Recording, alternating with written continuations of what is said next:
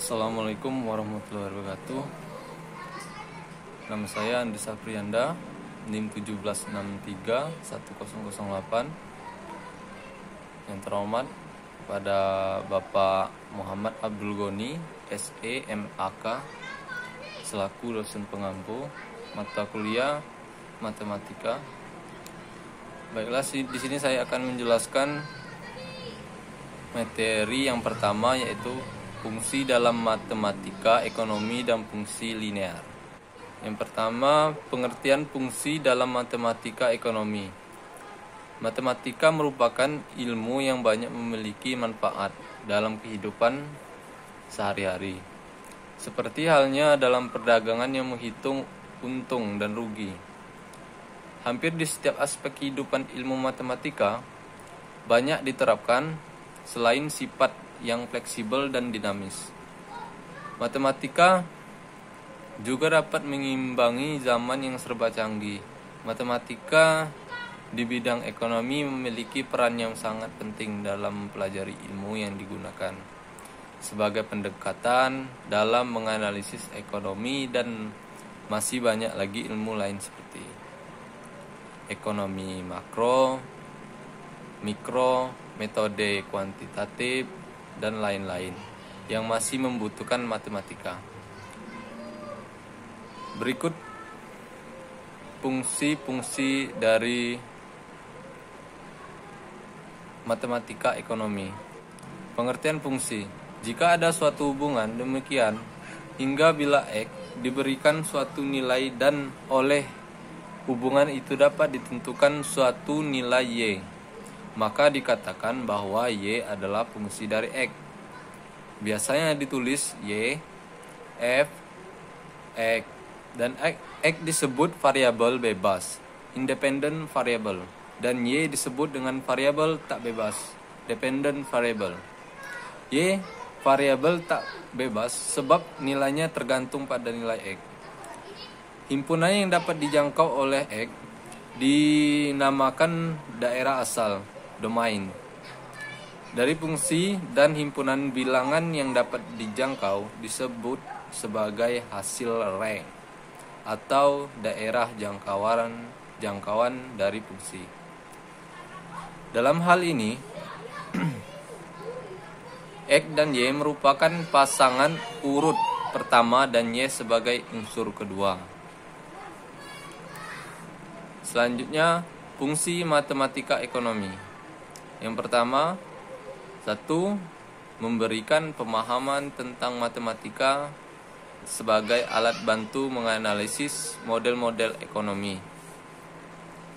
Yang kedua, mengelola dan menilai rencana bisnis yang tepat. Yang ketiga, menyusun alternatif sasaran sehingga memudahkan dalam perhitungannya. Kegunaan fungsi matematika ekonomi. Yang pertama, memberikan pengetahuan, wawasan, dan kemampuan dalam memanfaatkan teori atau konsep matematika dalam bisnis ekonomi. Yang kedua, dapat menggunakan pemahaman fungsi untuk menyelesaikan persoalan dalam bisnis dan ekonomi. Yang ketiga, memudahkan dalam menghitung indikator dan prediksi ekonomi. Tujuan matematika ekonomi. Yang pertama, mencirikan dan menggambarkan bentuk fungsi, permintaan dan penawaran dari suatu barang atau jasa, dan menentukan titik keseimbangan pasar yang terjadi. Yang kedua, menghitung besarnya yang ditetapkan terhadap suatu barang atau jasa. Yang ketiga, menghitung besarnya subsidi yang ditetapkan terhadap suatu barang atau jasa.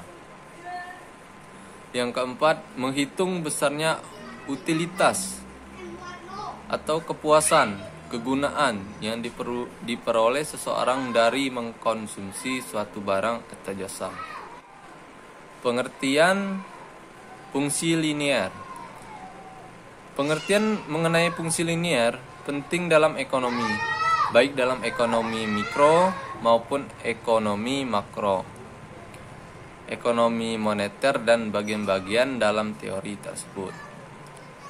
Contoh yang dapat dikategorikan di sini antara lain dalam ekonomi makro antara lain fungsi permintaan, misalnya D X 20 2P. Yang B fungsi penawaran, misalnya S Q 10 2P. Yang C fungsi-fungsi marginal, misalkan MR 25 20. Dan masih banyak lagi contoh-contoh yang penggunaannya. Aplikasi teori mengenai hubungan antara dua garis dapat dijumpai dalam teori ekonomi. Sebagai contoh dalam kita membicarakan keseimbangan pasar, di sini dibicarakan garis berpotongan. Contoh A. Keseimbangan pasar permintaan, D sama dengan penawaran, S. Keseimbangan pasar barang di sektor real, dinamai I sama dengan S. Yang C. Keseimbangan pasar uang, MD sama dengan MS. Permintaan sama dengan penawaran uang. Baiklah, untuk materi ini mungkin sudah cukup jelas. Akan dilanjutkan ke materi yang kedua, yaitu variabel bebas dan variabel terikat. Pengertian variabel bebas dan terikat.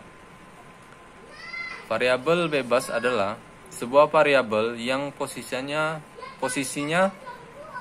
mampu berdiri sendiri tanpa terikat dengan variabel lainnya. Berhubung mampu berdiri sendiri, keberadaan variabel ini sangat penting pada penelitian atau proses pengkajian bidang-bidang tertentu. Seperti yang sudah dijelaskan, variabel bebas bukan dipengaruhi oleh variabel lain, tetapi justru mempengaruhi variabel lain. Oleh karena itu, dalam penelitian-penelitian variabel ilmiah, inilah yang umumnya diubah-ubah untuk mengetahui hubungan dengan variabel-variabel lainnya. Dalam melakukan pengujian, sangat penting untuk menentukan apa yang menjadi variabel bebas dan apa yang menjadi variabel terikat serta variabel kontrol.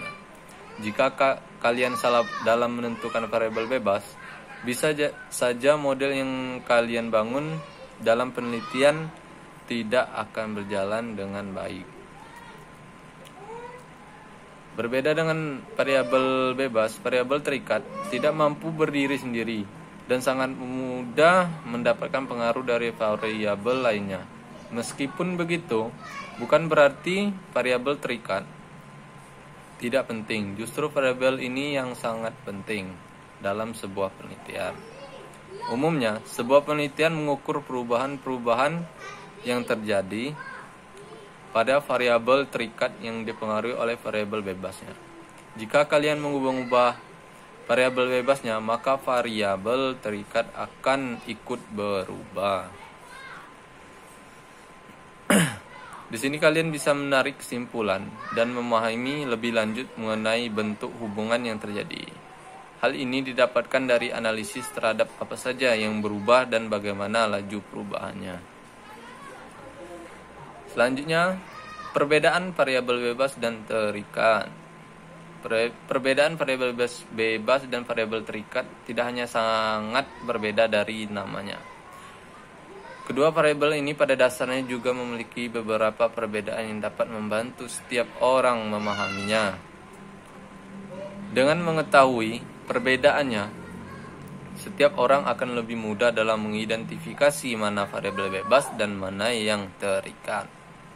Salah satu yang paling mudah untuk dilihat perbedaannya adalah dalam melihat dari sifatnya. Jika diperhatikan dari sifatnya, sudah jelas apabila antara variabel bebas dan terikat memiliki prinsip yang sangat berbeda. Sifat dari variabel bebas lebih independen atau mampu berdiri sendiri. Berbeda dengan variabel terikat yang masih membutuhkan variabel lainnya agar bisa dimaknai. Oleh karena itu, Cara paling mudah untuk membedakan kedua jenis variabel adalah dengan melihat sifatnya, mana yang dipengaruhi dan mana yang mempengaruhi. Jika kalian sudah mengidentifikasi salah satunya, maka kalian bisa langsung mengidentifikasi mana yang menjadi variabel independen dan mana yang menjadi variabel bebas. Cara membedakan variabel bebas dan terikat. Terdapat beberapa cara membedakan variabel bebas dan terikat. Kalian sudah memahami perbedaan antara variabel bebas dan variabel terikat. Sebenarnya kalian sudah membedakan antara keduanya dengan mudah. Namun terkadang suatu penelitian memiliki variabel-variabel yang membingungkan. Berikut adalah beberapa cara yang membedakan variabel terikat dan variabel bebas dalam sebuah penelitian. Yang pertama, dikaitkan dengan penelitian. Proses awal untuk bisa membedakan mana variabel bebas dan terikat adalah dengan memperhatikan jenis penelitian.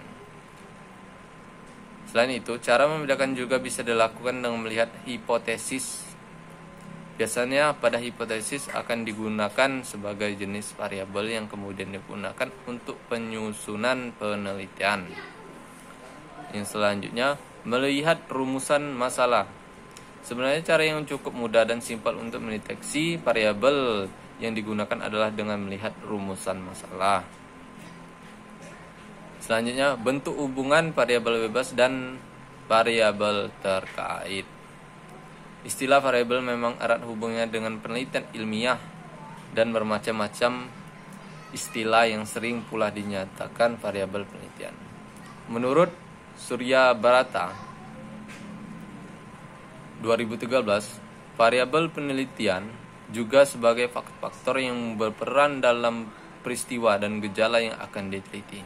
Dalam penelitian ilmiah, mencari hubungan antara variabel satu adalah suatu hal yang sangat penting. Misalkan saja, hubungan antara variabel bebas, independen, atau pengaruh dengan variabel terikat dependen. Terpengaruh. Hubungan antar variabel atau sering dikenal hubungan antar dua variabel, yaitu variabel bebas independen atau pengaruh dengan variabel terikat dependen atau terpengaruh. Baiklah, mungkin itu saja yang bisa dapat saya sampaikan. Apabila ada kekurangan, saya mohon maaf. Kepada Allah saya mohon ampun. Saya akhiri, wabillahi taufiq wal hidayah. Wassalamualaikum warahmatullahi wabarakatuh.